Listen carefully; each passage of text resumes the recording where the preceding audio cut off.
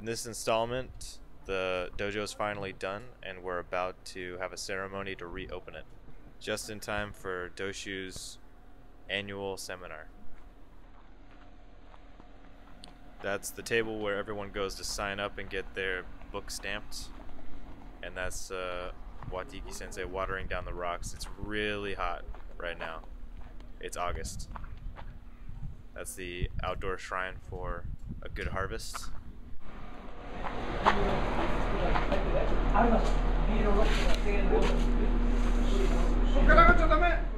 I just got yelled at there. You're not allowed to go into that entrance unless you're a 3rd degree black belt.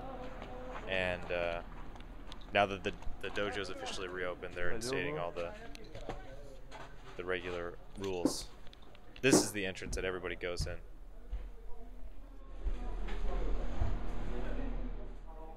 They did a really nice job on this dojo. It looks amazing, and at this time it smells really nice too because of all the new fresh wood.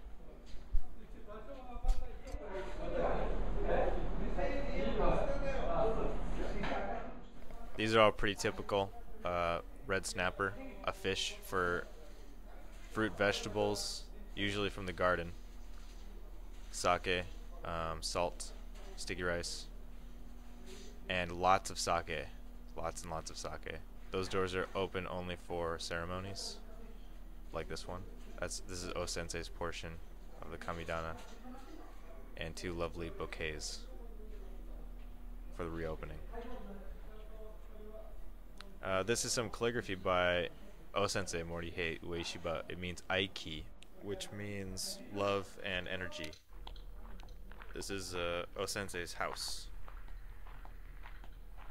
The official fish watcher. The fish washer. Yeah. Amazing. Amazing, yeah. Those cats are a real nuisance, huh? I have to get over 50 years to watch a fish.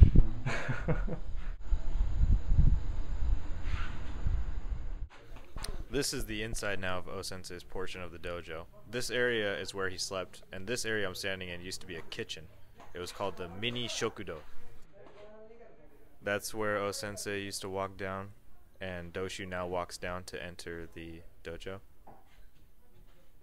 That's all original wood. You can really tell the new stuff and the old stuff.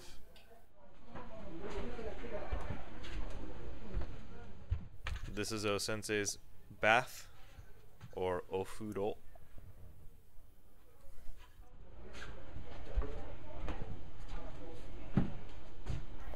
On the right there, that's a modern toilet for Doshu. And on the left there is a small storage room. I'm assuming all these things are O-sensei's, so I don't really touch them.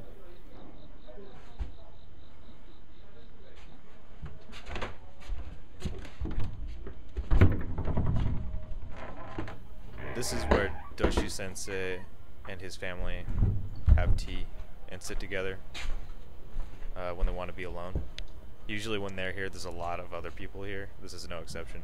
This is a traditional Japanese memorial, indoor memorial. These are some very nice statues. This one here, that's a replica of the one out front of the shrine. That's the one that's on O-sensei's grave. I don't know what that dog is. That big one was made by one of Isoyama Shihan's students and given as a gift.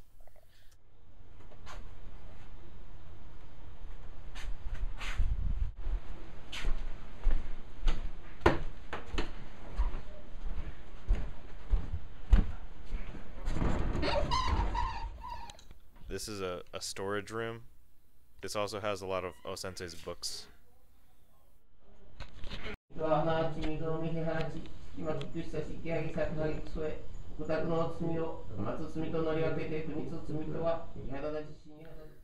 Doshu does this ceremony once every month, as did his father before him and O-sensei before him, and Waka-sensei, his son, who is right there in the white shirt, will do when he becomes Doshu.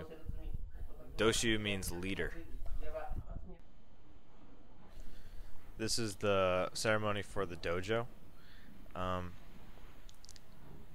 That man there in the middle in the dark blue shirt, that's Isoyama Shihan. Shihan means teacher of teachers, or like professor. He was awarded the 8th degree black belt the year I was born, and he is one of Sensei's last great students, still alive and teaching today. The man just behind Isayama Shihan in the white shirt is Inagaki Shihan, who is a 7th degree black belt and Saito Sensei's top student back in the day, like when this dojo was first started to be run by Saito Sensei. That man is... Both of these men are legends in their own right. Absolute legends. And that just goes to show the way that people act around them, not necessarily how they act, although they are pretty good examples of how to act. They're just amazing role models, I think.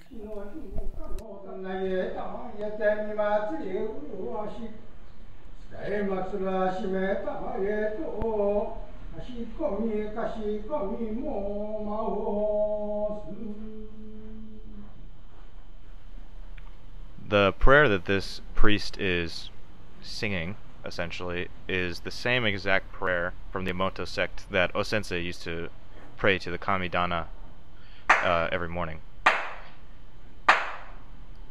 To this day, Inagaki Shihan still sings this prayer before his classes in the morning. I couldn't tell you what this prayer means word for word, but I can tell you a story about it. A friend of mine who was an uchideshi here used to have to sleep in the entrance of the dojo, and at night he would hear shuffling feet all around the dojo in the middle of the night. Obviously there was nobody there. It scared him enough. So what ended up happening was he found a recording of Sensei singing this prayer, and he played it to this shrine, this Kamidana, and the next day the footsteps stopped. So that's kind of amazing. I was told once that demons, if you will, or creatures of the darkness, they don't have any light of their own, so they are basically attracted to light, people or places that project light, and so this prayer is very important to get rid of them, basically. Sensei built this dojo and the shrine to be a beacon of light and peace for the earth. So if there was going to be any place that these things would be attracted to, it would definitely be here. So it's pretty essential that they do this at least once a month to purify all the shrines and the dojo. Next episode is the dramatic conclusion of Doshu's seminar. How will it turn out? What will happen? Who knows? Only time will tell.